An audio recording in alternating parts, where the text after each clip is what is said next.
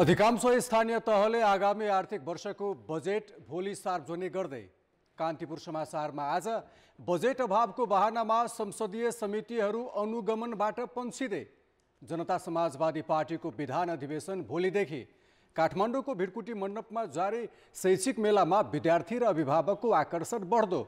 नेपाल चीन मैत्रीपूर्ण ड्र्यागन बोट रेसको उपाधि चीनको सिचुवान ड्र्यागन बोट टिमलाई शनिबारको स्वास्थ्य सल्लाहमा मोबाइल तथा ल्यापटप जस्ता ग्याजेटको प्रयोगबाट बालबालिकामा कस्तो असर पर्छ। अन्तर्राष्ट्रियमा रुसमा निजी सैनिक समूहको विद्रोहले राष्ट्रपति पुटिन अप्ठ्यारोमा र खेलकुदमा साफ सम्बन्धी अपडेट। नमस्कार, अब मुख्य समाचार। स्पष्ट बहुमत रहेको गठबन्धन सरकारलाई बजेट पारित गराउने धौधौ। बजेटमाथिको अन्तर्विरोधमा टेकेर नयाँ समीकरणको कसरत, कांग्रेस एमाले बीच छलफल। जलवायु परिवर्तनले नेपालका 21 हिमताल जोखिममा, कोशी, गण्डकी र कर्णाली नदी तटीय क्षेत्रमा असर पर्ने अध्ययनको निष्कर्ष, पूर्व सूचना प्रणाली जडानमा बेवास्ता। लम्पी स्किन रोगबाट 21,000 भन्दा बढी गाई वस्तु मरेपछि बल्ल तात्यो सरकार। 15 लाख पशुलाई खोप आवश्यक, 5 लाख मात्र दिने सरकारको तयारी। रुसका 2 सैन्य केन्द्र कब्जामा लिएको वाग्नर समूहको दाबी, विद्रोहीलाई कारबाही गर्ने मस्कोको चेतावनी, युक्रेन भन्छ पुटिन शासन अन्त्यको सङ्केत। र आइसिसी विश्वकप खेल्ने नेपालको सपना अधुरै, समूह चरणको आफ्नो अन्तिम खेलमा नेदरल्यान्डसँग 7 विकेटले पराजित भएपछि सुपर 6 मा पुग्नै असफल। वर्तमान गठबन्धन सरकारलाई प्रतिनिधि सभामा 150 भन्दा बढी सांसदको समर्थन छ। यो संख्या हेर्दा सरकार सुविधाजनक बहुमतमा देखिन्छ, तर संसदबाट बजेट पारित हुनेमा भने आशंका बढेको छ। समर्थन गरेका मात्रै नभएर सरकारमै सहभागी दल नै बजेट यथास्थितिमा पारित हुन नदिने भन्दै विरोधमा उत्रिएका छन्। सहयात्री दलको विरोधकै बीच अर्थमन्त्री भने बजेटमा कुनै परिवर्तन नहुने अडानमा छन्। अहिले सतहमा आएको बहस असन्तुष्टि मात्र हो कि यसभित्र राजनीतिक दाउपेच पनि छ भन्नेमा अन्यल देखिन्छ। बजेट सार्वजनिक भएपछि प्रतिपक्षी विरोधमा र सत्तापक्ष त्यसको बचाउमा उत्रिनु सामान्य जस्तै हो। तर यसपटक सत्तारूढ दलकै सांसद पनि प्रतिपक्षले गर्ने जस्तै बजेटमाथि टिप्पणी गरिरहेका छन्। बजेट निर्माणमा सांसदको कुनै प्रतिनिधित्व भएन, यही हो ठुलो समस्या। यो कुनै व्यक्तिको, कुनै समूहको, कुनै पार्टीको, कुनै गठबन्धनको पैसा होइन, पुर्खाली सम्पत्ति पनि होइन। यो पैसा भनेको नेपाली जनताले कर तिरेको पैसा हो अथवा नेपाली जनताको टाउको गनेर ऋण लिएको पैसा हो। त्यसैले यो डिस्ट्रिब्युसन चाहिँ मिलाएर गर्नुपर्छ, सबै क्षेत्रमा योजनाहरू पर्नुपर्छ भन्ने मुख्य कुरा चाहिँ त्यहाँ छ। बजेटमा सत्तापक्षीय सांसदहरू नै विरोधमा उत्रिएपछि प्रमुख प्रतिपक्षी एमाले दङ्ग परेको छ। सरकार पक्षीय सांसदहरूले बजेट बाँडफाँडमा असन्तुष्टि जनाइरहँदा प्रतिपक्षी एमाले विद्युतीय सवारीमा कर थुपारेको, सांसदहरूको तजबिजमा खर्च हुने सांसद विकास कोष पुनः ल्याइएको, नागरिकको भान्सासम्म जोडिएको आलु प्याजमा समेत कर लगाएको र पर्यटक क्षेत्रमा हवाई टिकट र डिलक्स कर लगाएको भन्दै बजेटको विरोध गरिरहेको छ।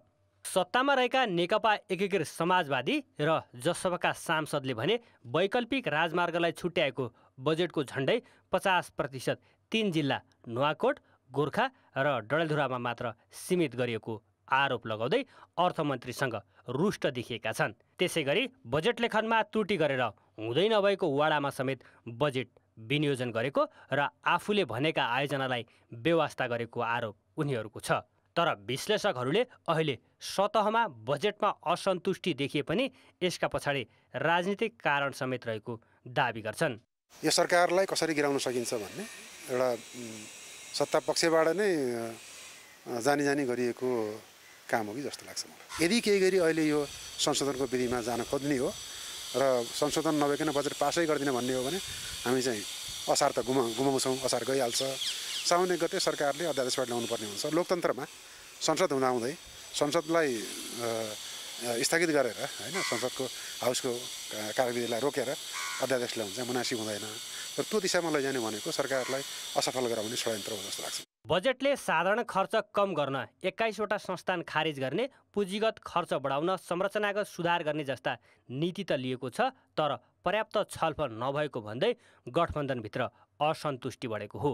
यही असन्तुष्टिले राजनीतिक समीकरण फेरबदलको वातावरण बनाउन समेत काम गर्ने देखिन्छ। कान्तिपुर समाचारका लागि क्यामेरामा सञ्जय लुइटेल र श्याम श्रेष्ठका साथ सुमन पन्थ र भरत रावल, काठमाडौँ। शिक्षा, विज्ञान तथा प्रविधि मन्त्री अशोक राईले अहिलेको बजेट कहाँबाट आयो भन्ने आफूले थाहा नपाएको बताएका छन्।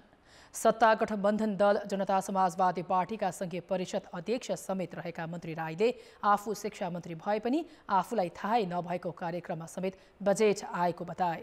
बजेट पारित गर्न सत्ता गठबन्धनभित्रै विवाद भइरहेका बेला मन्त्री राईले आफ्नै मन्त्रालयको बजेटबारे थाहा नभएको अभिव्यक्ति दिएका हुन्।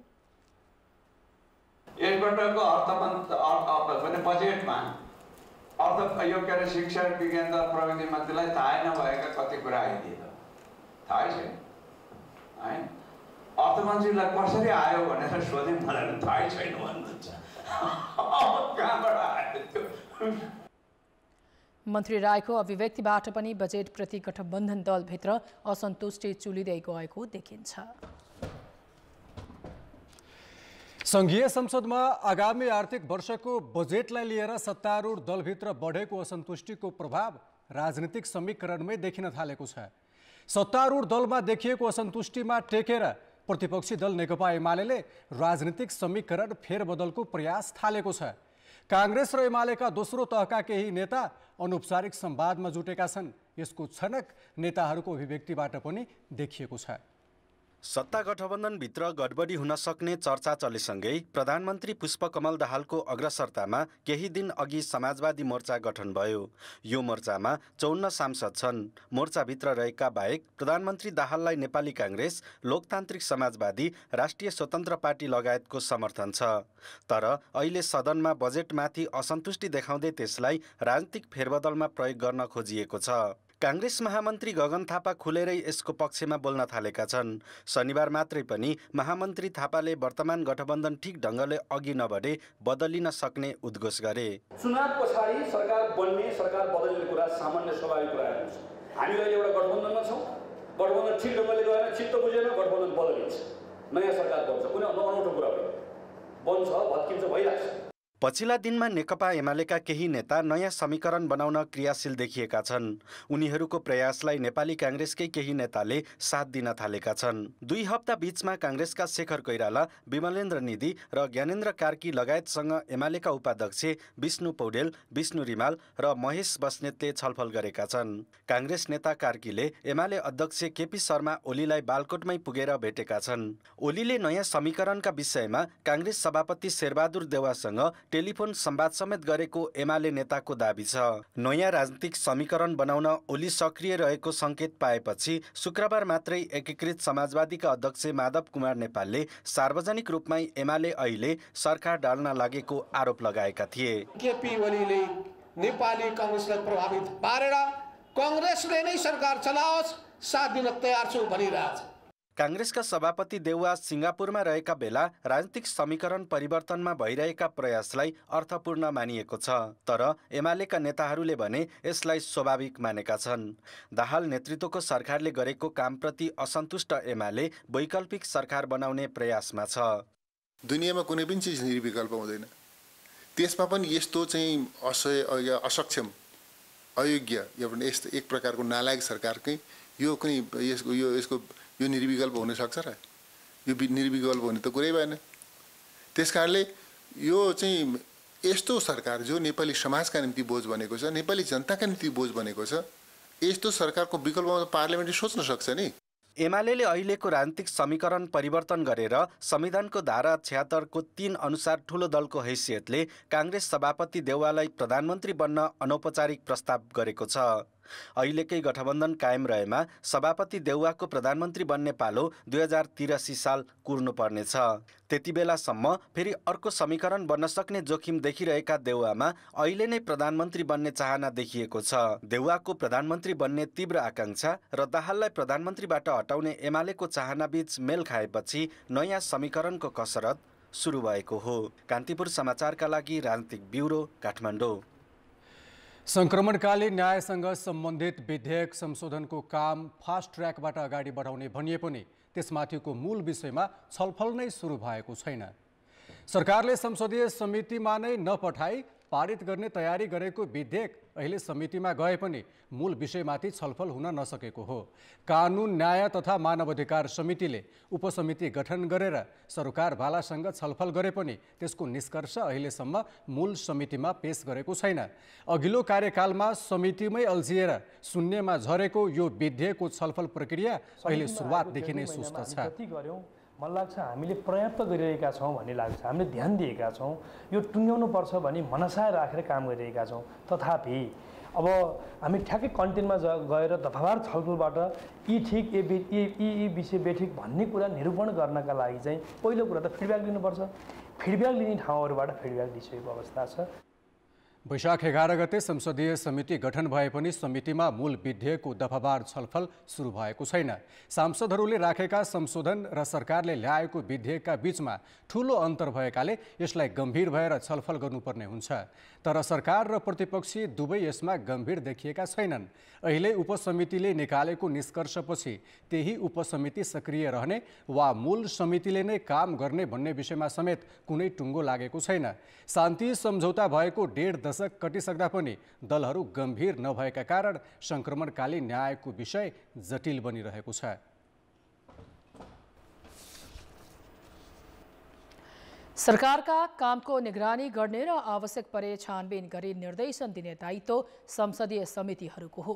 संसदीय समितिले आवश्यकता अनुसार आयोजनाहरूको स्थलगत अनुगमन गरी सुझाव पनि दिन्छन्। तर समितिहरूलाई सरकारले आवश्यक बजेट नदिँदा स्थलगत अनुगमन हुनै छाडेको छ। संघीय संसदका दुवै सदनमा 16वटा समिति छन्। प्रत्येक समितिलाई अनुगमन शीर्षकमा सरकारले वार्षिक 10 लाख रुपैयाँ छुट्याउँदै आएको छ। तर कुनै आयोजनाको स्थलगत अनुगमन गर्नु परे यो रकमले नपुग्ने भन्दै समितिहरू अनुगमनमा जानबाट पन्छिने गरेका छन्। पछिल्लो समय गठित समितिले काठमाडौँ बाहिर पुगेर कुनै पनि आयोजनाको अनुगमन गरेका छैनन्। बजेट अभावमा अनुगमन प्रभावकारी हुन नसकेको र पटक पटक ताकेता गर्दा पनि अर्थ मन्त्रालयले बजेट नबढाइदिएको संसद सचिवालयको गुनासो छ। जहिले पनि यो अनुगमनका कुराहरू आउने बित्तिकै यस्ता स्थलगत अनुगमनका कुराहरू आउने बित्तिकै सचिवालयलाई एकदमै अप्ठ्यारो महसुस हुन्छ, खर्च व्यवस्थापन गर्न जटिलता हुन्छ र सकेसम्म यस्ता अनुगमन नभइदिए हुन्थ्यो भन्ने सचिवालयको धारणा रहेको हुन्छ। किनभने खर्चले जान्दैन, हामीसँग खर्च थप गराउने आधार पनि हुँदैन। अर्थ मन्त्रालयले त्यो खालको आवश्यकता अनुसारको बजेट उपलब्ध गराउन सकेको छैन, गर्दैन। समितिहरूमा प्रायजसो विधेयकका मस्यौदामा छलफल हुन्छ। यसका लागि हरेक दिन जसो समितिका बैठक बस्छन्। बैठकमा समितिका सदस्य बाहेक बेला बेला सरकारवालासँग समेत छलफल गर्नुपर्छ। संसद सचिवालयले समितिको प्रत्येक बैठकलाई दैनिक चिया र पानीका लागि 5,000 छुट्याउने गरेको छ।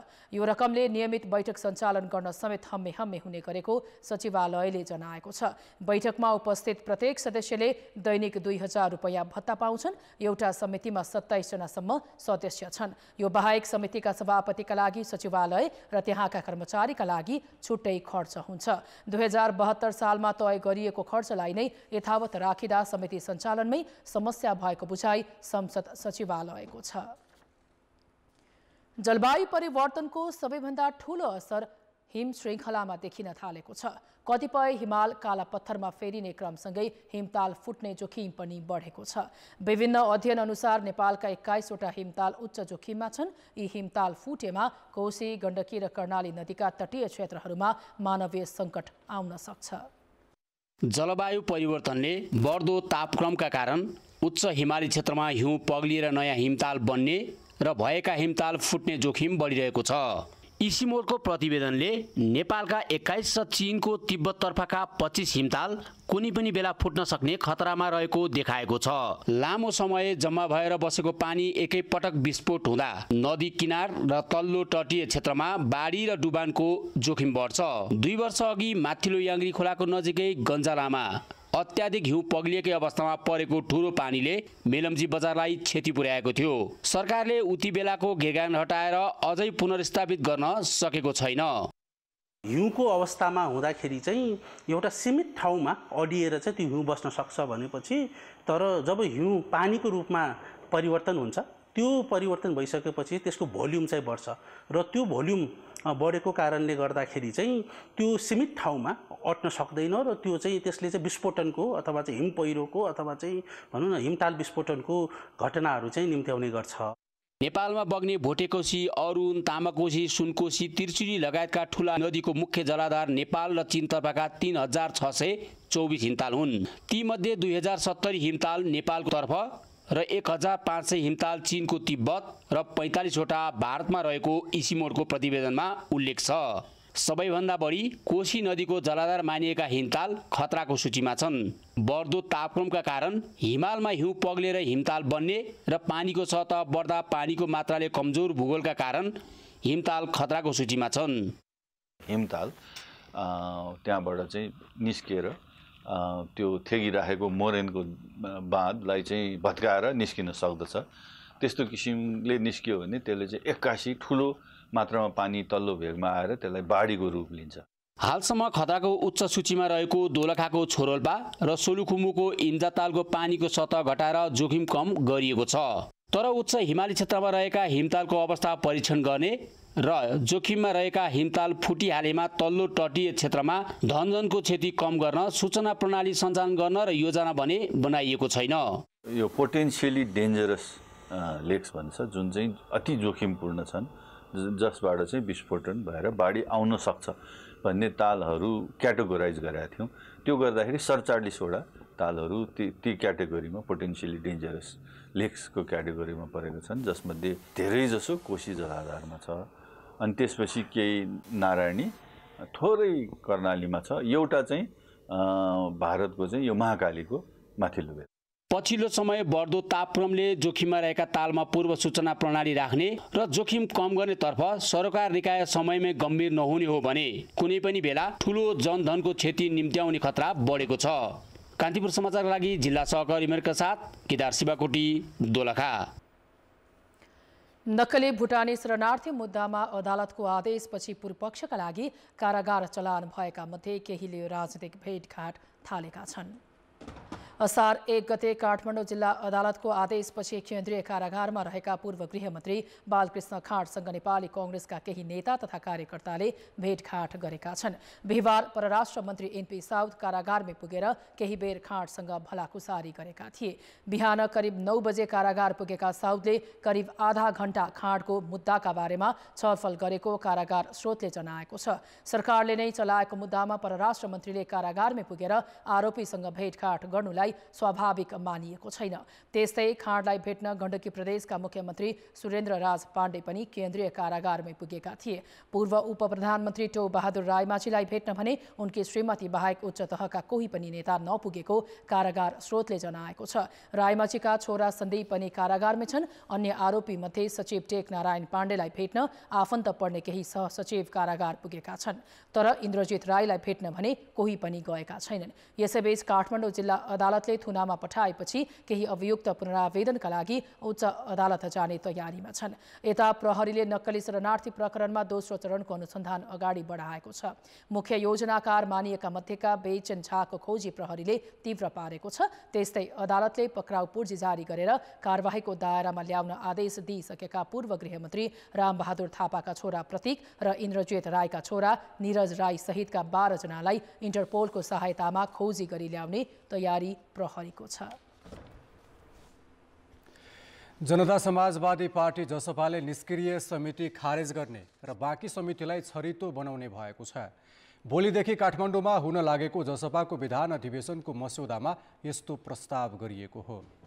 संघीय परिषद 1100, केन्द्रीय समिति 700 र राजनीतिक समितिमा 150 सदस्य रहन सक्ने प्रावधानलाई संशोधन गरेर छरितो बनाइने भएको हो।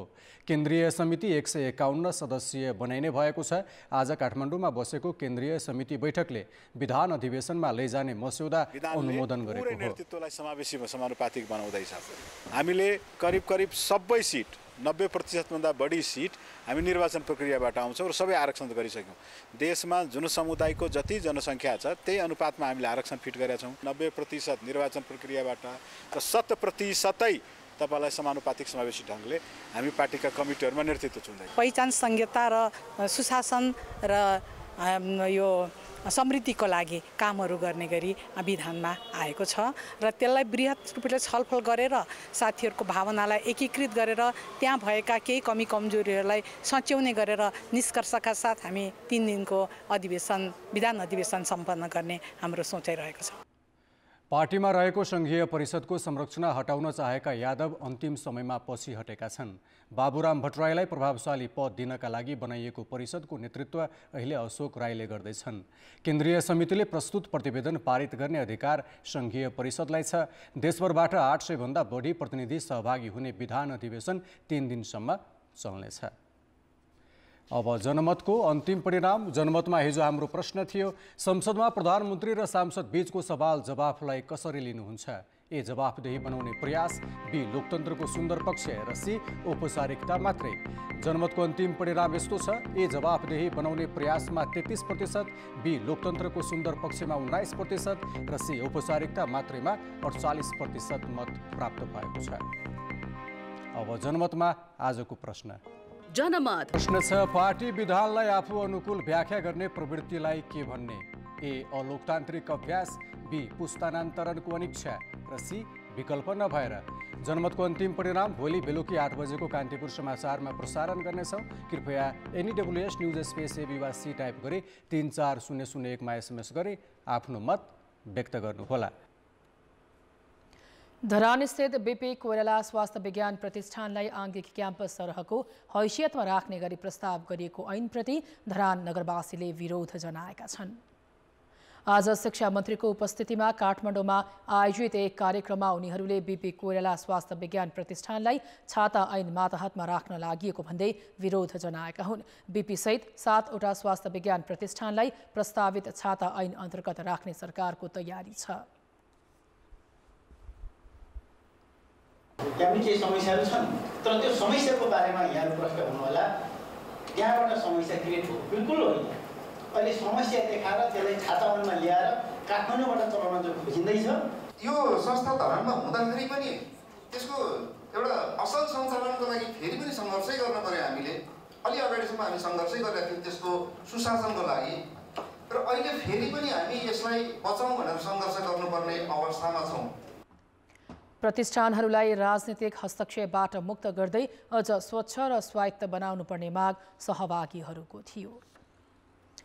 काठमाडौँको भ्रिकुटी मण्डपमा जारी शैक्षिक मेलामा विद्यार्थी र अभिभावकको चाप बढ्दो छ। उत्कृष्ट शिक्षा नेपालमै भन्ने नाराका साथ उच्च शिक्षालय तथा माध्यमिक विद्यालय सङ्घ नेपाल र कान्तिपुर पब्लिकेसन्सको संयुक्त आयोजनामा भएको कान्तिपुर हिसान शैक्षिक मेलाको शनिबार मात्रै 45,000 भन्दा बढीले अवलोकन गरेका छन्। एउटै छानामुनि धेरै शैक्षिक संस्थाका बारेमा बुझ्न पाउँदा विद्यार्थी र अभिभावक पनि सन्तुष्ट देखिएका छन्। यसै परीक्षा दिएर बसेका लमजुङका समीक बराल कक्षा 11मा कुन विद्यालय र विषय रोज्ने भन्ने दुविधामा छन्। काठमाडौँको भ्रिकुटी मण्डपमा जारी शैक्षिक मेला अवलोकनपछि भने धेरै शिक्षण संस्थाका बारेमा सही सूचना र उचित परामर्श पाएपछि बरालको अन्योलता हटेको छ। कलेजहरूको एक्सपिरियन्स नै पाइयो, सबै कलेजमा के कस्तो पढाइ हुने रहेछ, फी स्ट्रक्चर्सहरू, स्कलरसिपको चान्सहरू सबै बुझ्यो।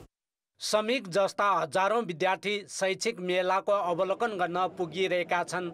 उच्च शिक्षाको खोजीमा रहेका ती विद्यार्थीलाई लक्षित गरी आयोजना गरिएको शैक्षिक मेलामा विद्यालयदेखि विश्वविद्यालयसम्मका 75वटा शिक्षण संस्थाका स्टल राखिएका छन्। मेलामा शैक्षिक संस्था, शिक्षण शुल्क, भर्ना प्रक्रिया, छात्रवृत्ति लगायतका बारेमा जानकारी पाएकोमा विद्यार्थीसँगै अभिभावक पनि खुसी देखिएका छन्। यहाँ आएपछि हामी सबै कलेजमा एउटै ठाउँमा हुँदैन नि त, कलेज ठाउँ ठाउँमा छ, हामीलाई जाने टाइम पनि हुँदैन, हामी त जब होल्डर। अनि अब जे होस् यो राखेर चाहिँ एकदमै राम्रो भयो, हाम्रो टाइम पनि सेभ भयो। ठाउँमा यो प्लेटफर्ममा आइसकेपछि चाहिँ सबै कलेजलाई भेट्दा चाहिँ अब त्यो अरू कलेज गएर भिजिट गर्नुपर्ने त्यो टाइम पनि बच्यो। एक अर्को भनेको अब म कुन पढ्ने के पढ्ने भन्ने दुविधामा थिएँ, अब त्यो दुविधा पनि अहिले मेटिँदै गएको छ। यहाँबाट चाहिँ अब कलेज चुज गर्न सजिलो हुने भयो मलाई। अनि अब फ्युचरमा अब कुन सब्जेक्ट कम्बिनेसनको बारेमा नि एजुकेसन थाहा हुन्छ, अनि अब आफ्नो ड्रिम कलेज कुन हो त्यसको बारेमा नि बुझ्न पाइन्छ। अहिले एसई र कक्षा 12को परीक्षा दिएर बसेका करिब 9 लाख विद्यार्थी छन्। उच्च शिक्षाको खोजीमा रहेका ती विद्यार्थीलाई लक्षित गरी भइरहेको शैक्षिक मेलामा देशभित्रै पनि गुणस्तरीय शिक्षा दिन सक्छ भन्ने सन्देश दिन सफल भएको आयोजकको दाबी छ। एससी होस् या 12 होस्, 12 सकेपछिको विद्यार्थीहरूलाई आफ्नो क्यारियरको बारेमा, आफ्ना छोराछोरीको क्यारियरको बारेमा कस्तो विषय पढ्यो भने के हुन्छ भन्ने कुरालाई, त्यही कौतूहलतालाई चाहिँ निर्मूल पार्नको लागि र सही ढङ्गले सही टाइममा त्यो कुरा बुझियो भने र डिसिजन गर्ने जतिखेर अब रिजल्ट हुन्छ, जतिखेर एडमिसन गर्नुपर्ने हुन्छ त्यतिखेर सही डिसिजन गरेर सही बच्चालाई सही खालको गाइडलाइन्स गरेर एडमिसन गर्न सकियोस् र उसको क्यारियरलाई नयाँ ढङ्गले अगाडि बढाउन सजिलो होस् भन्ने उद्देश्यले नै उहाँहरूलाई सजिलो भएको छ। एउटै च्यानलबाट चाहिँ दुवै पक्षलाई, अभिभावकलाई पनि इन्फर्मेसन जान्छ अनि विद्यार्थी उहाँको के अरे हाम्रो यो उहरू विद्यार्थी नानीहरू छोराछोरीहरूमा पनि इन्फर्मेसन जान्छ। त्यसो त यो वर्ष उच्च शिक्षा अध्ययनका लागि 1,13,000 विद्यार्थी विदेशिएका छन्। नेपालका शैक्षिक संस्थाले पनि गुणस्तरीय शिक्षासँगै विश्व बजारमा प्रतिस्पर्धा गर्न सक्छन् भन्ने सन्देश मेलाले दिएको छ। मेला आइतबारसम्म चल्नेछ। कान्तिपुर समाचारका लागि क्यामेरामा रूपक कोइरालाका साथ नारायण किलम्बु, काठमाडौँ। अब शनिबारको स्वास्थ्य सल्लाह। के तपाईले बालबालिकालाई धेरै समयसम्म मोबाइल, ल्यापटप लगायतका ग्याजेट चलाउन दिने गर्नुभएको छ? यदि छ भने बालबालिकाको आँखामा विभिन्न समस्या देखिन सक्छ। धेरै बेर यस्ता उपकरण चलाउँदा कस्तो असर गर्छ र यस्तो लतबाट छुटाउन के गर्नुपर्छ भनेर तिलगङ्गा आँखा प्रतिष्ठानकी आँखा रोग विशेषज्ञ डाक्टर सृजना अधिकारीलाई सहकर्मी कृपाल गौतमले सोधेका छन्। धेरै मोबाइल, ल्यापटप र ट्याब्लेटहरूको प्रयोगले गर्दाखेरि चाहिँ बालबालिकाहरूमा आँखाको चस्माको पावर बढ्न सक्छ। पहिला नभएको पावरहरू पनि छ। यदि कोही बच्चाले चस्मा लगाएको छैन भने पनि त्यो चस्मा लाउनु पर्ने अवस्थाहरू देखा पर्न सक्छ। अनि त्यसपछि धमिलो हुने, आँखा हेर्नलाई गाह्रो हुने त्यो हुन्छ। अनि त्यसबाहेक आँखामा सुखापन देखिन्छ, आँखा सुखा हुने हुन्छ। यो के कारणले हुन्छ डाक्टर साहब? यो चाहिँ आँखामा जहिले जतिखेर पनि नजिकैको वस्तुहरू हेरिरहँदाखेरि आँखामा पावर देखा पर्न थाल्छ। दृष्टि दोषको समस्या भन्छौँ हामी त्यसलाई। स्पेसली यो चाहिँ मायोपिया जुन समस्या छ त्यो चाहिँ धेरै देखा पर्छ। यो पहिल्यैदेखि छ भने पनि यसले अरू नचलाउने केटाकेटीहरू भन्दा चाहिँ यसरी चलाएर बसेको केटाकेटीहरूमा चाहिँ त्यो बढ्ने क्रम चाहिँ धेरै छिटो छिटो पावर, आँखाको चस्माको पावर चाहिँ बढ्दै जाने त्यो समस्याहरू चाहिँ देखा परेको छ। यो बालबालिकाको आँखामा चाहिँ समस्या आयो भनेर कसरी थाहा पाउने? यसका लक्षणहरू? हजुर, यसको लक्षणमा चाहिँ कक्षा कोठामा टाढाबाट हेर्न नसक्ने त्यो मेन समस्याहरू त्यो भएर लिएर आउनुहुन्छ। अनि अर्को चाहिँ आँखामा यो बाङ्गोपन देखिने, होइन, फोकस हुन सक्दैन, आँखाले राम्रोसँग हेर्न सक्दैन, त्यसले गर्दा बिस्तारै आँखा टेढो हुँदै जाने त्यो समस्या आउँछ। अनि त्यसपछि टाउको दुख्ने समस्या आउँछ। केटाकेटीहरूले एकदम धेरै आँखा झिमझिम गर्ने हुन्छ, त्यो पनि एउटा समस्या। त्यसमा पनि आँखामा केही प्रब्लम भइरहेछ भित्रपट्टि, उसले राम्रोसँग फोकस गरेर हेर्न सकिरहेको छैन भन्ने बुझिन्छ। आँखा हल्लने हुन्छ, बाहिरबाट हेर्दाखेरि दृष्टि कमजोर भएको केटाकेटीहरूको आँखा हल्लिने, टाउको मुन्टोलाई टेढो बनाएर हेर्ने, कुनै पनि वस्तु हेर्नु पर्दाखेरि टाउकोलाई बङ्गाएर मुन्टो बटारेर हेर्ने त्यो समस्याहरू हुन्छ। आँखामा आँसु आउने, अनि त्यसपछि यिनीहरू नै हो मेन समस्या। अहिले त बालबालिकाहरू यो ग्याजेटकै प्रयोग गरेर पढाइ लेखाइ गर्नुपर्ने हुन्छ। यस्तोमा चाहिँ कति समय चाहिँ ग्याजेट प्रयोग गर्ने के छ डाक्टर साहब? 2 वर्षभन्दा मुनिको केटाकेटीहरूलाई सकेसम्म यसमा नराख्ने, ग्याजेटहरूलाई एक्सपोजर नै नदिने, उनीहरूलाई त्यसको नै नदिने, होइन, नराख्ने। अनि त्यसपछि 2 वर्षभन्दा माथिको केटाकेटीहरू 8-10 वर्ष स्कुलको केटाकेटीहरूलाई चाहिँ दिनमा 45 मिनटदेखि 1 घन्टा दिन सकिन्छ, होइन। अनि त्यसपछि अब ठुलो केटाकेटीहरूलाई चाहिँ रिक्वायरमेन्ट अनुसारले म्याक्सिमम 1.5 देखि 2 घन्टासम्म मात्रै ग्याजेट दिन सकिन्छ। त्योभन्दा धेरै अलाउ गर्न मिल्दैन। 20 मिनट काम गरेपछि कम्प्युटरमा अथवा ल्यापटप मोबाइलमा नजिकै 20 मिनट काम गरिसकेपछि 20 सेकेन्ड चाहिँ आइदर आँखालाई बन्द गरेर राख्ने अथवा टाढा 20 मिटरको दूरीमा हेर्ने। भनेको 20 मिटरको दूरी चाहिँ हामीले यो आँखाको दृष्टिको जाँचहरू गर्दा राख्ने एउटा स्ट्यान्डर्ड दूरी हो। त्यो दूरी भनेको 20 मिटरै नापेर हेर्नुपर्छ। झ्यालबाट बाहिर अथवा के आँखालाई चाहिँ यो केही समयसम्म रेस्ट दिने हुन्छ। विभिन्न जिल्लामा फैलिएको लम्पी स्किन रोगबाट 21,000 भन्दा बढी गाईबस्तु मरेपछि बल्ल सङ्घीय कृषि मन्त्रालयले सङ्क्रमित पशुको उपचारका लागि रकमको जोहो गर्न थालेको छ। चालु आर्थिक वर्षमा खर्चै हुन नसकेको रकममा रोग नियन्त्रणका लागि अर्थ मन्त्रालयसँग सहमति खोजिएको हो। प्रस्तावित 10 करोडको कार्यक्रमबाट सङ्क्रमित पशुलाई उपचार गर्नेदेखि 5 लाख पशुमा खोप लगाउने तयारी गरिएको हो। केही न केही बजेटको खोजी गरेर यो भ्याक्सिनहरू खरिदेर पठाउने अथवा सिधै स्थानीय तहलाई बजेट पठाएर यो पैसाले भ्याक्सिन किनेर लगाउनुहोस् भनेर भन्ने हिसाबले चाहिँ निर्णय गरिसकेका छौँ। त्यो पठाइ पनि सकेका छौँ। अलि तदारुक त अब होला भन्ने आशा गरौँ। तत्कालै 15 लाख पशुलाई खोप लगाउनु पर्ने भए पनि 5 लाखमा मात्र लगाउने तयारी छ। पशु सेवा विभागका अनुसार अहिले पनि 6 लाखभन्दा धेरै पशु सङ्क्रमित छन्। रोगको सङ्क्रमण सबैभन्दा धेरै सुदूरपश्चिम र कर्णाली प्रदेशमा देखिएको छ। गोरुमा सङ्क्रमण देखिँदा पहाडी जिल्लामा रोपाई प्रभावित भएको छ। गाई भैँसी र गोरुमा देखिएको रोग नियन्त्रणका लागि मन्त्रालयले कृषि तथा पशुपन्छी क्षेत्रमा काम गर्ने अन्तर्राष्ट्रिय विकास साझेदार संस्थाहरूसँग सहयोग मागेको छ। अमेरिकी सहायता संस्था USAID, संयुक्त राष्ट्र सङ्घको खाद्य तथा कृषि सङ्गठन, विश्व स्वास्थ्य संगठन लगायतका विकास साझेदार संस्थासँग सहयोग मागिएको हो। दात्री निकायहरूले आर्थिक तथा प्राविधिक सहयोगको वचन दिएका छन्। गत वर्षको चैतदेखि लम्पी स्किनले महामारीकै रूप लिए पनि खोपको अभावमा रोग नियन्त्रण गर्न समस्या परिरहेको छ। अब जनताको आवाज हामीले आज 7 प्रदेशमा सोधेका छौँ। वस्तुभावमा लाग्ने रोग नियन्त्रणका लागि तपाईँको पालिकामा कस्तो सुविधा छ?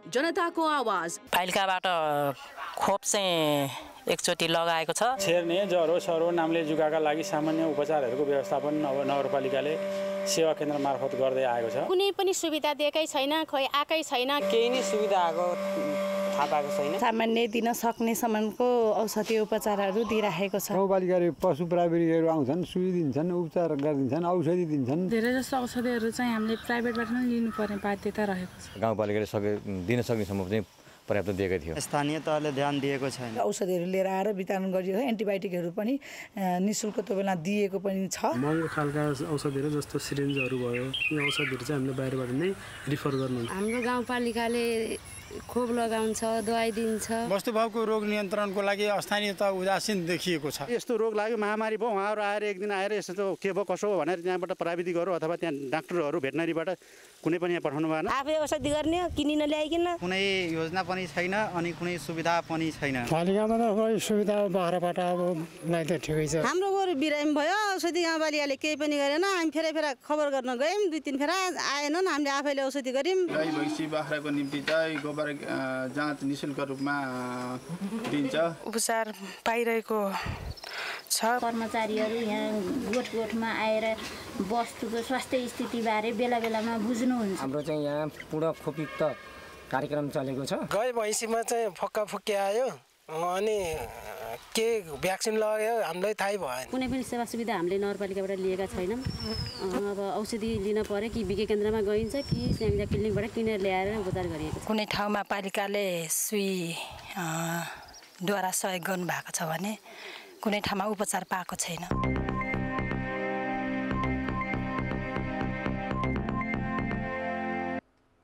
पोखरामा सम्पन्न नेपाल चीन मैत्रीपूर्ण ड्रागन बोट रेसको उपाधि चीनको सिचुवान ड्रागन बोट टिमले जितेको छ।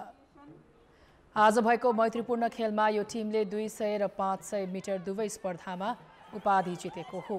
फेवातालमा भएको फाइनलमा नेपालको नारा ड्रागन बोट टिम दोस्रो भयो। सिचुवान टिमले उपाधिसहित 5,50,000 का दरले 11 लाख रुपियाँ पुरस्कार प्राप्त गर्यो। त्यस्तै उपविजेता नारा ड्रागन बोटले 3,50,000 का दरले 7 लाख रुपियाँ जित्यो।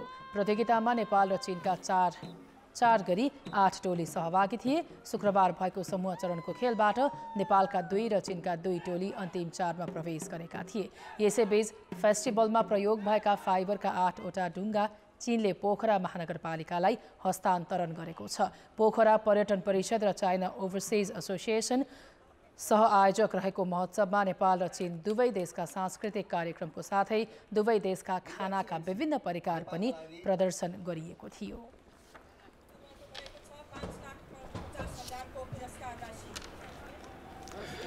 साहित्यका विभिन्न विधा मध्ये लोकप्रिय विधा हो कविता। कविले आफ्ना अनुभूति, आवेग र संवेग कवितामा समाहित गर्छन्। यस्तै भाव र संवेदना देशभरबाट छानिएका कविहरूले आज प्रज्ञा भवनमा पोखे। कुनै अव्यवस्थित सहरको डम्पिङ साइट जस्तो लाग्छ मलाई मेरो फोहोरी मन। कुहिने नकुहिने सबै एकै ठाउँमा थुप्रिएर डुङडुङकी गनाउने भएको छ। यसबाट निस्केको अतिशय दुर्गन्धले जीवनको सुगन्ध सब सिद्धिएको छ। नेपाल प्रज्ञा प्रतिष्ठानको 66औं वार्षिक उत्सव र राष्ट्रिय कविता महोत्सवमा देशभरका 48 कविले कविता सुनाए। डोटीका कवि पूर्णानन्द ओझाले डोटेली भाषाको सन्नीको मान्छ अर्थात् सिमानाको मान्छे शीर्षकको कविता मार्फत सीमा क्षेत्रमा बस्ने नेपालीको पीडा दर्शाए। सोचन्छु अब म कैत्रको भए, नवारेको नपारेको भए, सधैँ म खाली सिमानाको भए, खाली सन्नीको भए, केलाई कि म सन्नीको भन्छ। साहित्यले सबै जात जाति र समुदायका मानिसलाई एउटै मालामा गाँस्छ। कवि इन्दु फोम्बोले प्रस्तुत गरेको लिम्बू भाषाको कविता त्यही मालाको एउटा फुल हो।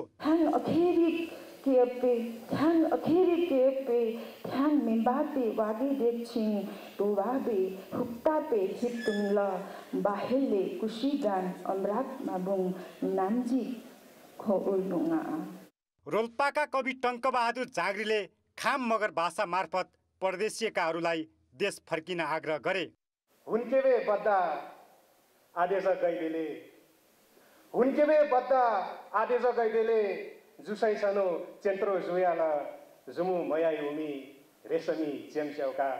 बाँकेका कवि नवीन अभिलाषीले भेरीका दुःख सुनाइरहँदा ललितपुरकी सुशीला डङ्गलले विश्वास र मेलमिलापमा राजनीतिक हावा छिरेको व्यङ्ग्य गरिन्।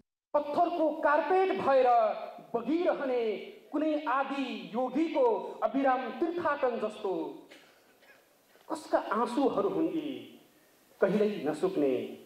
ओफे बैगले मातले चोटे अले छेली या कुकुलामे थिएन। थली में पे फुपू लिपावया छेया पखा जुल।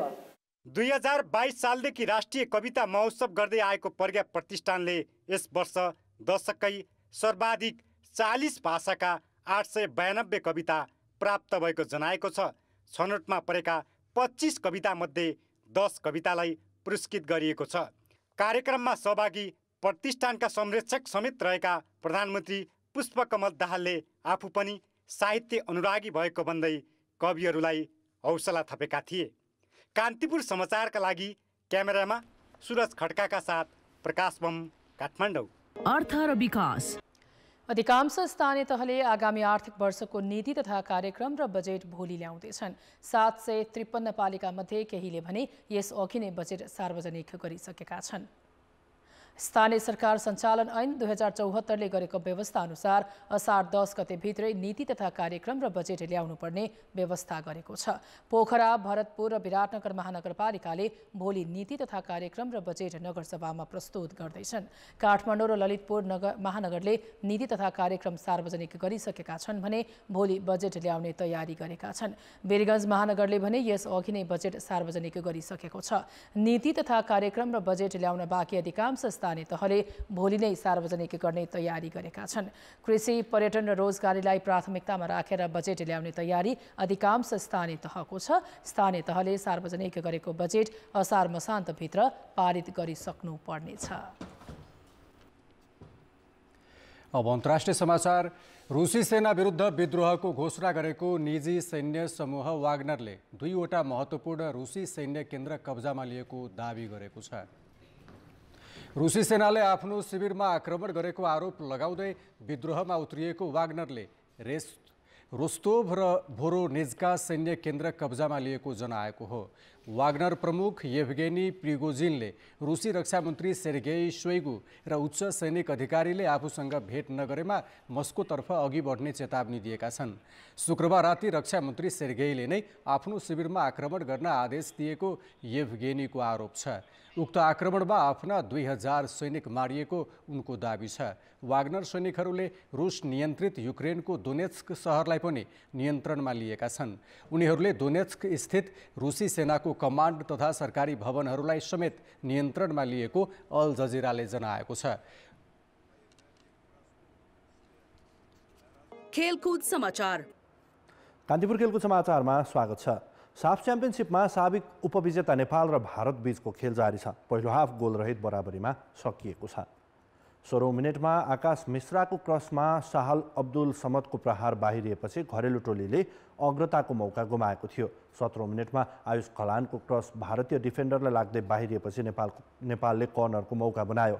लकिन लिम्बूको कर्नर भारतीय डिफेन्डरले क्लियर गर्दा डिबक्स बाहिरबाट एरिक बिष्टको सशक्त प्रहार भारतीय गोलरक्षक गुरप्रीत सिंह सिन्धुले बचाउँदै भारतको खतरा टारे।